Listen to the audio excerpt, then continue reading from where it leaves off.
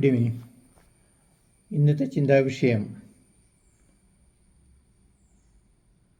നമ്മുടെ മനസ്സിൽ കുടിയേറുന്ന ചിന്തകളെ നമുക്ക് നിയന്ത്രിക്കാൻ കഴിയുമോ എന്നുള്ളതാണ്. ഒറ്റ വാക്കിൽ പറഞ്ഞാൽ മുഴുവനും നമുക്ക് നിയന്ത്രിക്കാനാകില്ല. കാരണം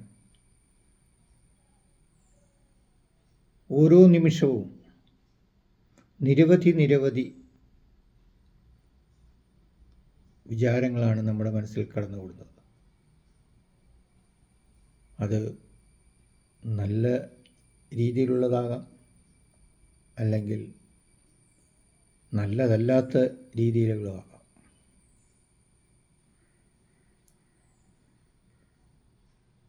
അപ്പോൾ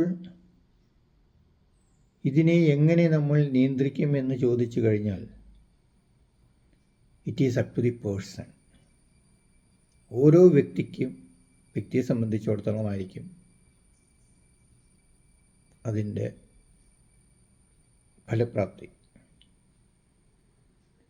എൻ്റെ മനസ്സിലേക്ക് കടന്നു വരുന്ന ചിന്തകൾ അത് ഏത് തരത്തിലായിക്കോട്ടെ, നല്ലതോ ചീത്തയോ ആയിക്കോട്ടെ, അത് എങ്ങനെ ഹാൻഡിൽ ചെയ്യണം, എങ്ങനെ അതിനെ നേരിടണം എന്ന് ഞാനാണ് തീരുമാനിക്കേണ്ടത്.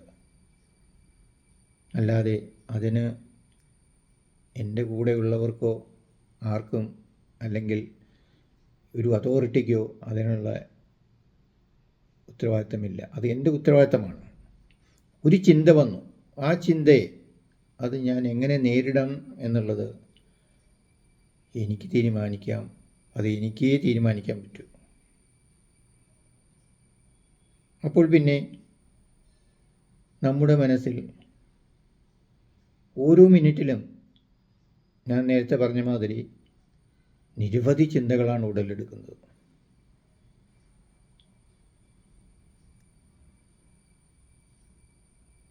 എങ്ങനെ അതിനെ മാനേജ് ചെയ്യും? അതിൽ ഒരു 99% ആവശ്യമില്ലാത്ത വിചാരങ്ങളാണ് കടന്നു വരുന്നത്. അതായത് വിത്ത് നോ ബേസ്.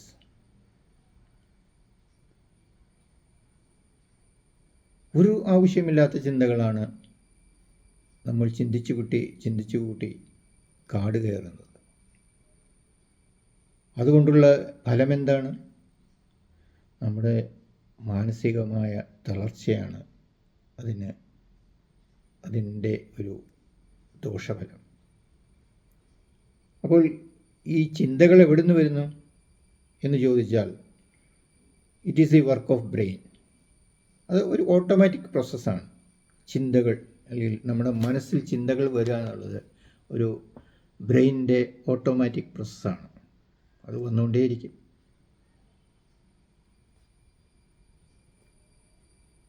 അപ്പോൾ അങ്ങനെ വന്നുകൊണ്ടിരിക്കുന്ന ഒരു ചിന്തയെ എങ്ങനെ നമ്മൾ വേർതിരിക്കും?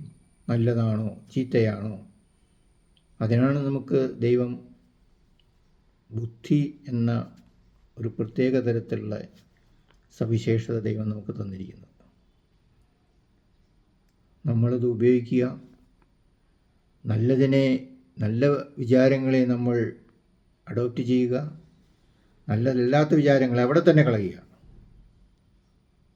നമ്മളതിനെ ഫോളോ ചെയ്തത് you just forget about them. പക്ഷേ നമ്മളെന്താ ചെയ്യുന്നത്? We are after those bad thoughts. അതിൻ്റെ ഫലം എന്താണ്? നമുക്ക് ആകാംക്ഷ, mentally we are not well, അങ്ങനെ പലവിധ അസുഖങ്ങൾക്കും അല്ലെങ്കിൽ മനോവിഷമങ്ങൾക്കും ഇടയാകും. ഒരു ആവശ്യമില്ലാത്ത കാര്യങ്ങൾക്കായിരിക്കും നമ്മൾ നമ്മുടെ ചിന്തകളെ നമ്മൾ വലിച്ച് നീട്ടുന്നത്. ഒരാവശ്യമില്ലാത്ത കാര്യങ്ങളായിരിക്കും. അതായത് നാളെ ഞാൻ എന്ത് ഡ്രസ്സ് ഇടണം, അല്ലെങ്കിൽ ഇന്ന് ഞാൻ ഓഫീസിൽ പോകുമ്പോൾ എന്ത് ഡ്രസ്സ് ഇടണം, ഇതായിരിക്കും ഒരു ചിന്ത. അപ്പോൾ നമ്മൾ വിചാരിക്കണം, ഇന്ന് ഓഫീസിൽ പോകുമ്പോൾ ഇന്ന ഡ്രസ്സ് ഇട്ട് കഴിഞ്ഞാൽ അത് ശരിയാവില്ല, അത് ഞാൻ ഇട്ടപ്പോൾ ഇന്ന ആൾ പറഞ്ഞു അത് ശരിയല്ല, വാട്ട് നോൺസെൻസ്. അല്ലെങ്കിൽ നമ്മൾ വിചാരിക്കും, ഇന്ന് എന്തിനാണ് ഞാൻ ഓഫീസിൽ പോകുന്നത്, 2 ദിവസം ലീവ് എടുത്താൽ എന്താ? അല്ലെങ്കിൽ ഒന്നുമില്ലെങ്കിൽ വിചാരിക്കും, നമ്മുടെ അയൽവക്കത്തവൻ കാറ് വാങ്ങി, നമുക്ക് വാങ്ങാൻ പറ്റുന്നില്ലല്ലോ. ഇങ്ങനെയുള്ള അനാവശ്യമായ ചിന്തകളാണ് നമ്മളെ ഡെയിലി നയിക്കുന്നത്. ഇതുകൊണ്ട് എന്താണ് ഫലം? ഞാൻ നേരത്തെ പറഞ്ഞ മാതിരി മനസ്സിൽ വിഷമമുണ്ടാകുക, അതുമൂലം നമുക്ക് എല്ലായിടത്തും ഒരു അശാന്തി പടരുന്ന പോലെ തോന്നും. ഒരു ഉദാഹരണം ഞാൻ പറയാം. അതായത് അയാൾ കാലത്ത് തൊട്ട് വൈകുന്നേരം വരെ ജോലിക്ക് പോയി, വൈകുന്നേരം വളരെ തളർന്ന് വീട്ടിൽ വന്ന് എന്തെങ്കിലും കുളിച്ച് ഒക്കെ വന്ന് ഭാര്യയോട് പറയാണ് ഒരു ഗ്ലാസ് ചായ തരാനായിട്ട്.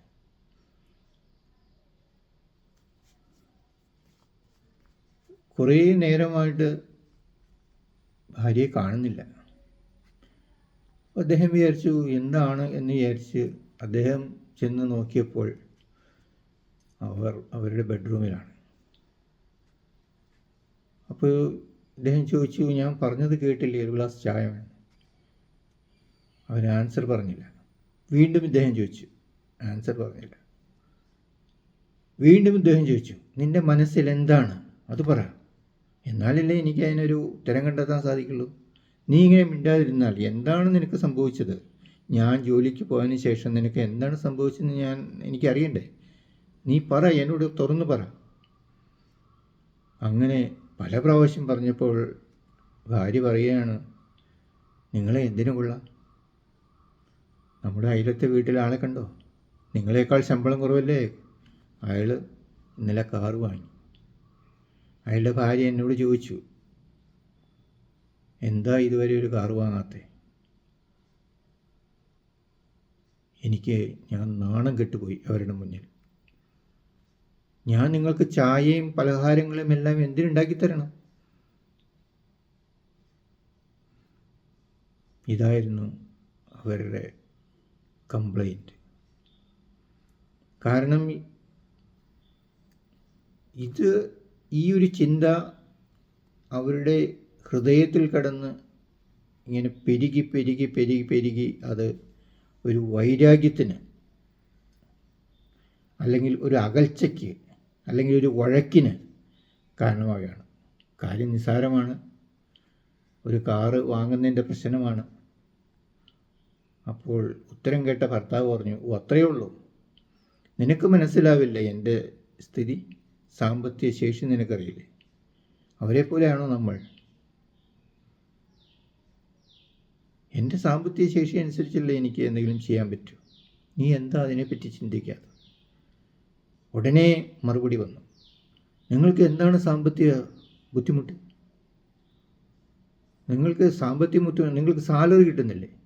ബാങ്കിൽ പോയി കഴിഞ്ഞാൽ നിങ്ങൾക്ക് മാസത്തവണയായിട്ട് നിങ്ങൾക്ക് ലോൺ കിട്ടില്ലേ? കാർ ലോൺ കിട്ടില്ലേ? അത് വാങ്ങിക്കൂടെ? ഭർത്താവ് പറഞ്ഞു, നീ വിചാരിക്കുന്ന മാതിരിയല്ല എൻ്റെ കാര്യങ്ങൾ. ഞാൻ എങ്ങനെയോ വീടും നമ്മുടെ കുടുംബവും ഒരു പരാതിയില്ലാതെ എങ്ങനെയെങ്കിലും മുന്നോട്ട് പോകണമെന്ന് ഞാൻ പ്രാർത്ഥിച്ചിട്ടാണ് എഴുന്നേൽക്കുന്നത്. അതിനുവേണ്ടി ഞാൻ കാലത്ത് തൊട്ട് വൈകുന്നേരം വരെ അധ്വാനിക്കുന്നു. നിങ്ങൾക്കും മക്കൾക്കും ഒരു കഷ്ടപ്പാടുണ്ടാകരുത് എന്ന് കരുതി ഞാൻ കഷ്ടപ്പെടുന്നു. പക്ഷേ വീട്ടിലിരുന്ന് നിനക്ക് ഈ വക കാര്യങ്ങൾ ചിന്തിച്ച് നീ എങ്ങനെ മനസ്സ് പുണ്ണാക്കുന്നു? അതുകൊണ്ട് നീ ദയവായിട്ട് എൻ്റെ അവസ്ഥ മനസ്സിലാക്കുക. അങ്ങനെ ഒരു ആവശ്യമില്ലാത്തൊരു കാര്യമാണ്. അപ്പോൾ ഇങ്ങനെയുള്ള ചില ചില്ലറ കാര്യങ്ങൾ, അതായത്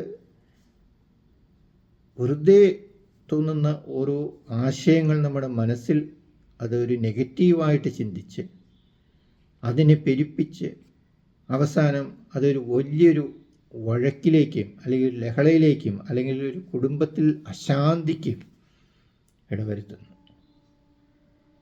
ഇങ്ങനെ എത്ര 100 പ്രശ്നങ്ങൾ അത് നമ്മുടെ വീട്ടിൽ നിന്ന് തന്നെ നമുക്ക് ആരംഭിക്കാം. അതുകൊണ്ട് ചിന്തകൾ നല്ലതാണ്, നമ്മൾ ചിന്തിക്കണം.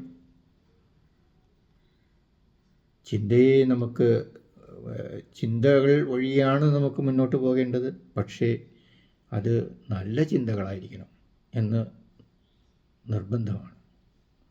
നല്ല ചിന്തകൾക്കേ നമ്മുടെ മനസ്സിനെ അല്ലെങ്കിൽ നമ്മുടെ കുടുംബത്തെ നേരെ വഴി നടത്താൻ സാധിക്കുള്ളൂ. അല്ലാതെ അനാവശ്യ ചിന്തകൾ മനസ്സിൽ വച്ച് നമ്മൾ നടക്കുകയാണെങ്കിൽ അതിൻ്റെ ദൂഷ്യഫലങ്ങളാണ് നമ്മൾ അനുഭവിക്കേണ്ടി വരിക. ഇപ്പോൾ നമ്മുടെ രാമായണത്തിൽ ഒരു രംഗമുണ്ട്. അതായത് ശ്രീരാമദേവന് പട്ടാഭിഷേകം നടത്താനായിട്ടുള്ള എല്ലാ ഒരുക്കങ്ങളും തകൃതിയായിട്ട് നടക്കുകയാണ്.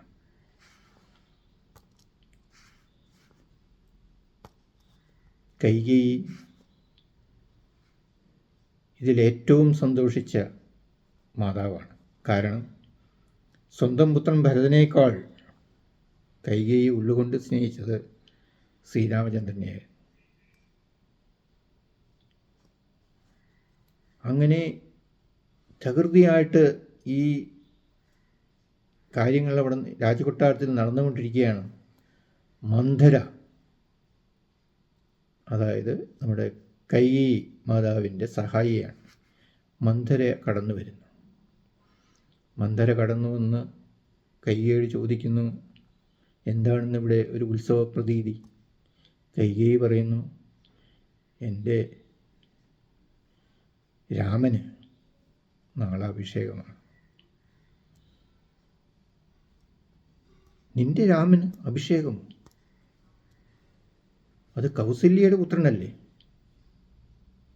പക്ഷേ അവൻ എൻ്റെ പുത്രനും കൂടിയാണ്.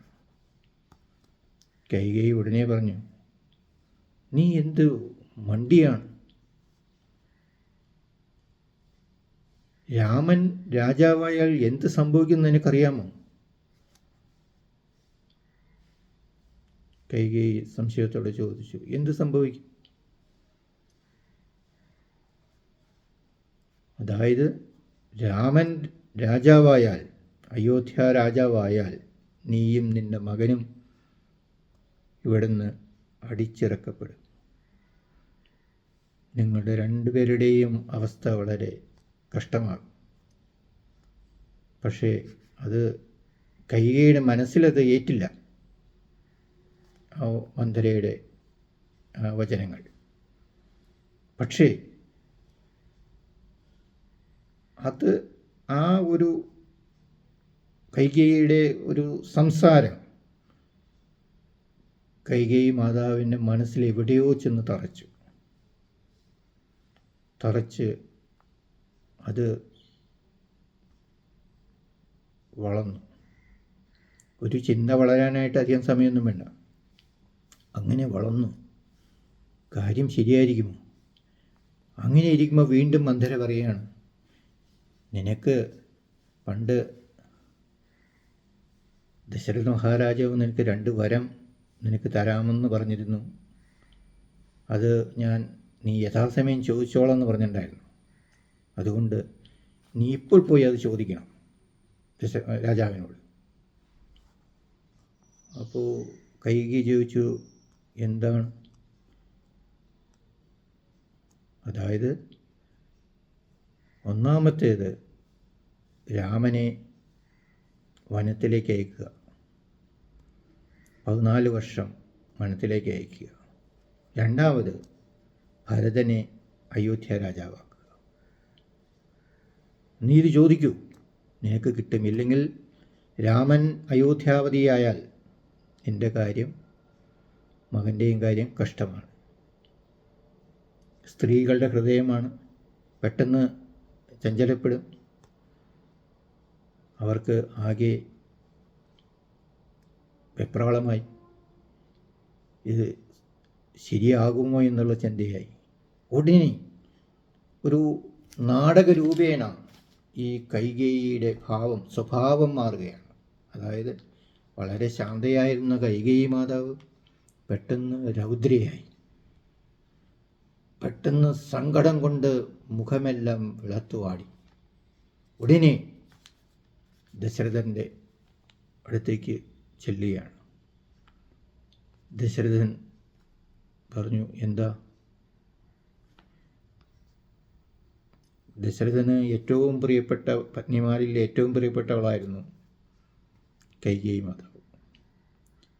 എന്താണ് നിന്റെ മുഖം വാടിയിരിക്കുന്നത്? ദശരഥൻ ചോദിക്കുന്നു. അപ്പോൾ വീണ്ടും വീണ്ടും ദശരഥൻ ചോദിക്കുന്നു. അപ്പോൾ കൈകേയി പൊട്ടിക്കരയാണ്. ഇത് കണ്ട ദശരഥൻ വീണ്ടും ആവർത്തിച്ചു, എന്താണ് നീ കരയുന്നത്? നിനക്ക് എന്തെങ്കിലും ഇവിടെ പ്രശ്നങ്ങളുണ്ടോ? എന്നോട് പറ, ഞാനത് തീർത്തു തരാം. ഈ അയോധ്യ രാജ്യത്ത് ഞാൻ രാജാവായിരിക്കുമ്പോൾ നിന്നെ ആർക്കും തകർക്കാൻ കഴിയില്ല. ഞാനതിന് സമാധാനം ഉണ്ടാക്കി തരാം. നീ പറ, എന്താണെന്ന് നീ എന്നോട് പറയും. പക്ഷേ കൈകേയിയുടെ മുഖത്തുനിന്ന് വന്ന ആ ഒരു വികാരം നിയന്ത്രിക്കാൻ പറ്റാത്തായിരുന്നു.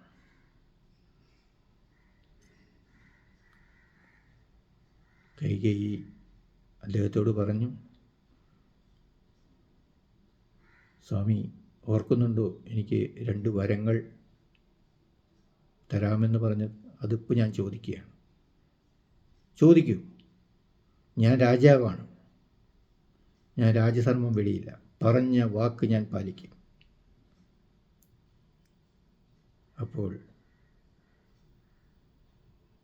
കൈകേയി പറയാണ്, എനിക്ക് 2 വരം വേണം, ഇപ്പോൾ തന്നെ വേണം. രാജാവിന് ഒന്നും മനസ്സിലായില്ല. ചോദിക്കൂ. ഒന്ന്,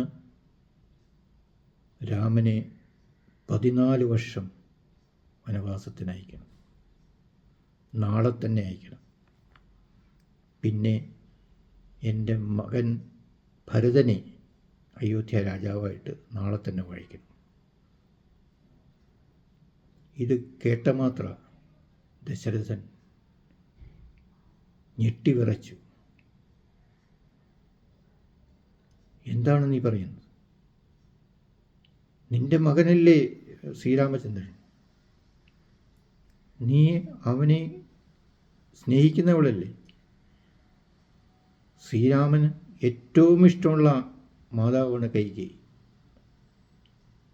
സ്വന്തം അമ്മയേക്കാൾ ഇഷ്ടം കൈകേയിക്കാണെന്ന് എന്നോട് പലപ്പോഴും പറഞ്ഞിട്ടുണ്ട്. കൈകേയി മാതാവിനോടാണെന്ന് എന്നോട് പലപ്പോഴും പറഞ്ഞിട്ടുണ്ട്. നിന്നെ അതേപോലെയാണ് എൻ്റെ രാമൻ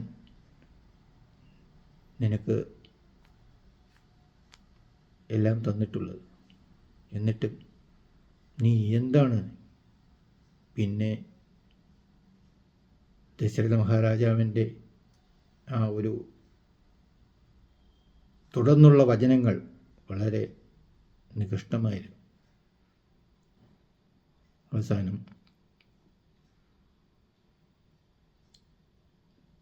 ദശരഥ മഹാരാജാവ് കുഴഞ്ഞു വീണു.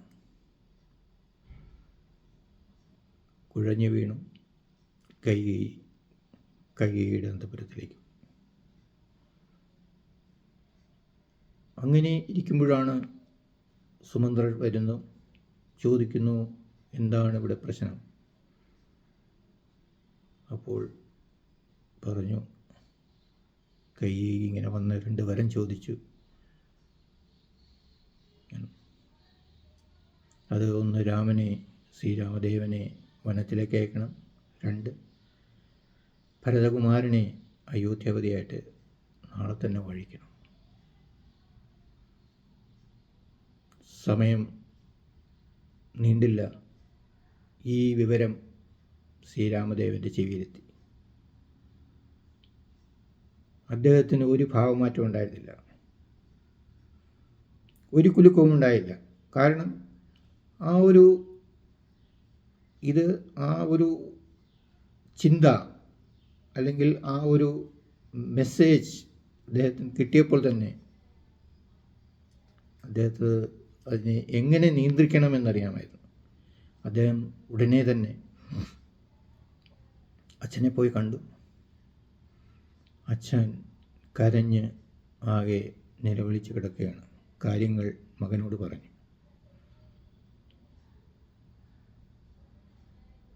ശ്രീരാമദേവന് ഒട്ടും ചാഞ്ചാട്ടമില്ലായിരുന്നു. അതിനെന്താ, ഞാൻ പോകാമല്ലോ, അച്ഛൻ ദുഃഖിക്കണ്ട, അച്ഛൻ എന്നെക്കുറിച്ച് ദുഃഖിക്കണ്ട, ഞാൻ കൈകേയി മാതാവിനെ കണ്ടിട്ട് വരാം. അങ്ങനെ കൈകേയി മാതാവിൻ്റെ അന്തഃപുരത്തിൽ ചെല്ലുന്നു. അമ്മയെ കാണുന്നു, കൈകേയി മാതാവിനെ കാണുന്നു, കാര്യങ്ങൾ പറയുന്നു. ഞാൻ വനത്തിന് പോകാൻ തയ്യാറാണ്. ഭരതകുമാരൻ അയോധ്യപതിയായി വാഴട്ടെ, എനിക്കതിൽ യാതൊരു സങ്കടവുമില്ല. ഒരു അച്ഛൻ തന്ന വരം അത് സാധ്യമാക്കി കൊടുക്കുക എന്നുള്ളത് ഒരു പുത്രൻ്റെ കടമയാണ്. അത് ഞാൻ നിറവേറ്റുന്നു. അമ്മ ഒരിക്കലും ദുഃഖിക്കരുത്. ഇതായിരുന്നു ശ്രീരാമദേവൻ്റെ ഉറച്ച തീരുമാനം. പിന്നെ ഉള്ള കാര്യങ്ങൾ നമുക്കെല്ലാം അറിയാവുന്നതാണ്. പിന്നെ എന്ത് സംഭവിച്ചു എന്നുള്ളത് അങ്ങനെയാണ്. അങ്ങനെ ശ്രീരാമദേവൻ എല്ലാവരും കൂടി വനത്തിന് പോകുന്നു.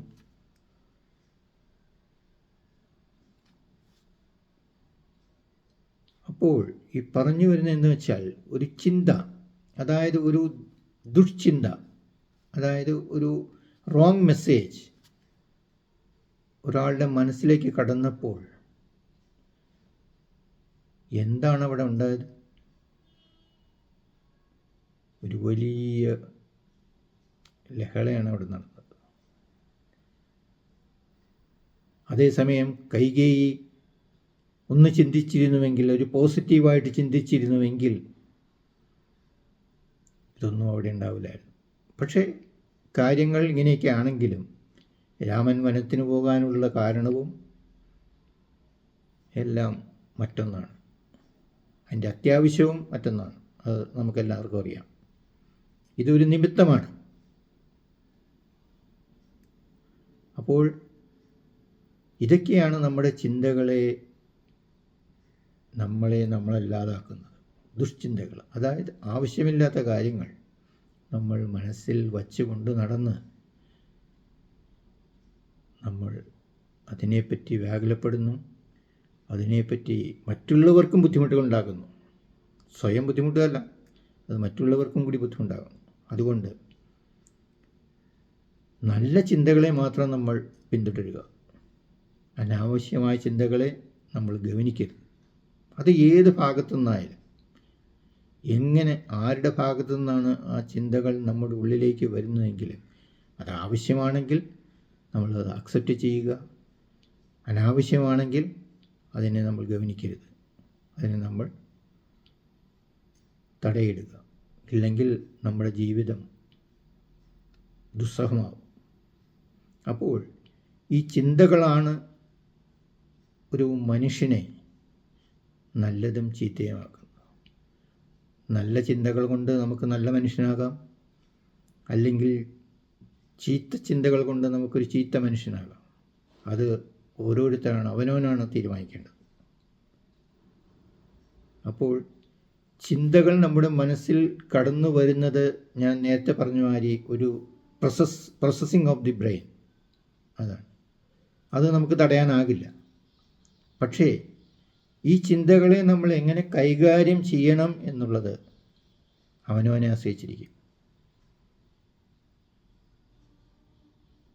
ചില ചിന്തകൾ വളരെ എമോഷണലായിട്ടുള്ളതായിരിക്കാം, ചില ചിന്തകൾ വളരെ ഇൻഫോർമേറ്റീവായിരിക്കാം.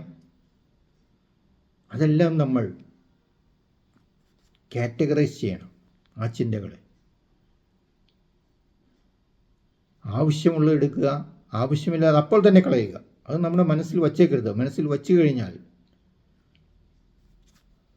നമ്മൾ നമ്മളല്ലാതാകും. അതുകൊണ്ട് ചിന്തകളെ നിസാരമായി കാണരുത്. നമ്മുടെ മനസ്സിൽ ചിന്തകളുടെ ഒരു വേലിയേറ്റമാണ് നടക്കുന്നത് ദിവസം തോറും. അതിൽ ഞാൻ നേരത്തെ സൂചിപ്പിച്ച മാതിരി നല്ലൊരു ശതമാനം നമുക്ക് അക്സെപ്റ്റ് ചെയ്യാൻ പറ്റാത്ത തരത്തിലുള്ള ചിന്തകളായിരിക്കും. അതിനെ നമ്മൾ ഗൗനിക്കുകയേ ചെയ്യരുത്. അതിനെ നമ്മൾ അപ്പോൾ തന്നെ ആ ചിന്ത നമ്മുടെ മനസ്സിൽ നിന്ന് അകറ്റണം. ഇല്ലെങ്കിൽ അത് നമുക്ക് നാശം വിതയ്ക്കും. അങ്ങനെ എത്ര ഉദാഹരണങ്ങൾ നമ്മുടെ ലോകത്ത് നടക്കുന്നുണ്ട്.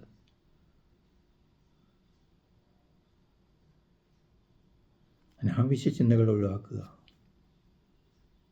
നല്ലത് മാത്രം ചിന്തിക്കുക. നല്ലത് മാത്രം ചിന്തിച്ചാൽ മാത്രമേ ഒരു നല്ല മനുഷ്യനാകൂ. ഒരു നല്ല മനുഷ്യനായാലേ സമൂഹത്തിലും നമുക്ക് ഒരു സ്ഥാനമുള്ളൂ. സമൂഹത്തിൽ സ്ഥാനമുണ്ടെങ്കിൽ മാത്രമേ നമ്മുടെ രാജ്യത്തിലും സ്ഥാനമുണ്ടാകുള്ളൂ. അതുകൊണ്ട് ചിന്തകൾ വന്നോട്ടെ, നമ്മുടെ മനസ്സിൽ വരട്ടെ. അത് ഒരു ഓട്ടോമാറ്റിക് പ്രോസസ്സിംഗ് ആണ്. അപ്പോൾ അതിനെ നമ്മൾ തരംതിരിക്കുക. സമയം കളയരുത്. പെട്ടെന്ന് ഇപ്പോൾ ഒരു ചിന്ത എൻ്റെ കടയിൽ നിന്ന് നാളെ ഞാൻ ഓഫീസിൽ പോകണം, അത് നാളെ തീരുമാനിക്കാം. അതിനെപ്പറ്റി വ്യാകുലപ്പെടേണ്ട. അല്ലെങ്കിൽ നാളെ ഞാൻ എന്ത് ഡ്രസ്സ് ധരിക്കണം, അതിനെപ്പറ്റി കാലം തൊട്ട് വൈകുന്നേരം വരെ ചിന്തിച്ച് രാത്രി ഉറക്കം കളയേണ്ട ആവശ്യമില്ല. അല്ലെങ്കിൽ വീട്ടുകാർ പറഞ്ഞു എനിക്ക് അത് വേണം, അല്ലെങ്കിൽ ഇത് വേണം, അല്ലെങ്കിൽ എനിക്ക് ലക്ഷറി കാർ വേണം, അതിനെപ്പറ്റി ചിന്തിക്കേണ്ട. കയ്യിൽ നമുക്ക് മാനേജ് ചെയ്യാവുന്ന കാര്യങ്ങൾ മാത്രമേ നമ്മൾ വിചാരിക്കാവൂ, അല്ലെങ്കിൽ നമ്മൾ അത് കൊണ്ടു നടക്കാവൂ. അതുകൊണ്ട് നല്ല ചിന്തകൾക്കുടമയാകുക. അതാണ് ഏറ്റവും വലിയ ആവശ്യം. ഇന്നത്തെ ലോകത്ത് നല്ല ചിന്തകൾക്ക് ഇടമില്ല, അല്ലെങ്കിൽ നല്ല ചിന്തകൾ നന്നേ കുറവാണ്.